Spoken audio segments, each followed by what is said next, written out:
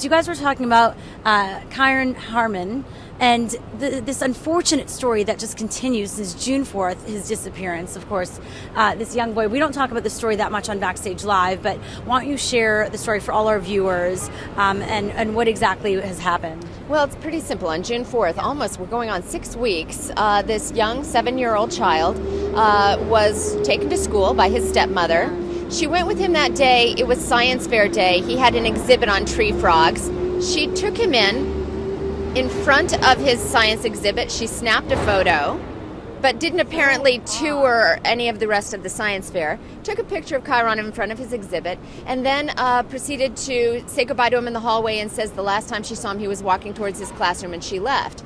He's never been seen since. He didn't make it to the classroom, and she is officially the last person to see him. The problem is Terri, his stepmother, has apparently lied about where she was that morning. She didn't follow her usual routine of taking her 20-month-old daughter with her. She left her at home.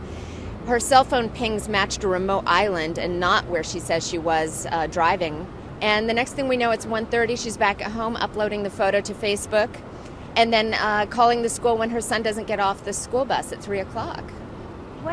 You would think that she'd be the first suspect, but they have been keeping her kind of... They haven't been really questioning her as much, right? Well, she's represented by counsel, and she does not have to talk to the police if she doesn't want to, but her lack of cooperation is something they can take into consideration as they put together the case.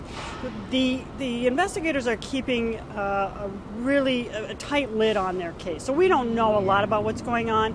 There are reports that she failed 2 lie detector tests. She was shown to be deceptive. There are reports, as Casey said, that she was in a different area, remote island, not where she said she was, so she may have lied to investigators. Initially, they've also uncovered what they believe is credible evidence that she asked a hitman, a landscaper at their home, to kill her husband 6 months earlier. I mean, all this suggests that there's a lot of evidence to throw her in jail. Well, there is. Or to at least have a trial against her. Well, first of all, she is the number one suspect. They may not be saying it, but trust me, she is. And this is a typical ploy investigators use. It's kind of like fishing. You give the fish enough line to get tired, and then you reel them in. And really, that's why they haven't arrested her yet. They surely have enough probable cause to get her on the murder for hire plot. They had enough to get the order of protection for her estranged husband. So it's there, but they're just sitting on it because she's not going anywhere. She's not going to flee. They're watching her, and the more they watch her, the more she might slip up and give them clues about where Kyron is.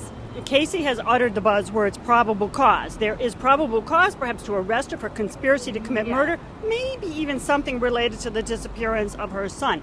But there's a huge leap between probable cause and proof beyond a reasonable doubt at trial. You can arrest someone, but then you have to prove it at trial. And you've got to have that evidence. You have to be, as an investigator and prosecutor, convinced that you can prove it at trial. And that's what they're working on right now. And once they arrest her, their chances of getting that evidence dry up completely. Better to leave her out there.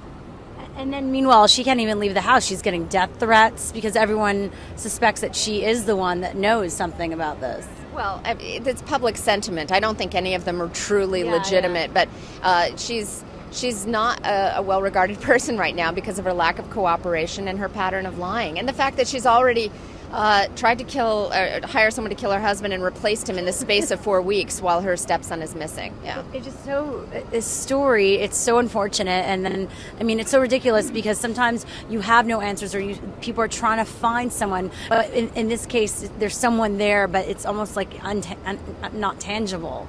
We don't know their evidence, as I mentioned earlier, but we watched a sort of a similar scenario unfold a couple years ago in Orlando, Florida, when a young mother named Casey Anthony was a suspect in the disappearance of her daughter. She was ultimately charged with murder months before her daughter's body was found.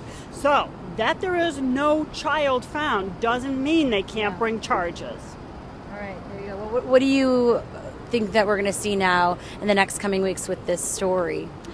You've got a lot of circumstantial evidence, but Beth is absolutely correct. They want something concrete and physical, and the recovery of Kyron is the key here. Or a confession. Just today, Kane, Kyron's father, said that he believes there's a third person involved. He believes Terry's involved, but he thinks that she isn't doing this on her own. And if there's a third person, remember, in a conspiracy, your chain is only as strong as its weakest link. If they can find a third person who folds, that confession or that information may bring everything together. All right. Well, thank you two for your insight. And you both used to be on Court TV together. Yes, I'm a correspondent with a network. It's now called truTV in session, and I was a prosecutor, assistant DA here in Manhattan for 8 years before I got into television. And yourself? Oh, I'm a criminologist and attorney who does a lot of guest commentating, and she makes money at it, and I teach for a living. Oh, wow. We just got a lot cleaner just going through. Well, thank you two so much. It's great to meet you, and definitely, hopefully, there'll be some developments in that story. Hopefully.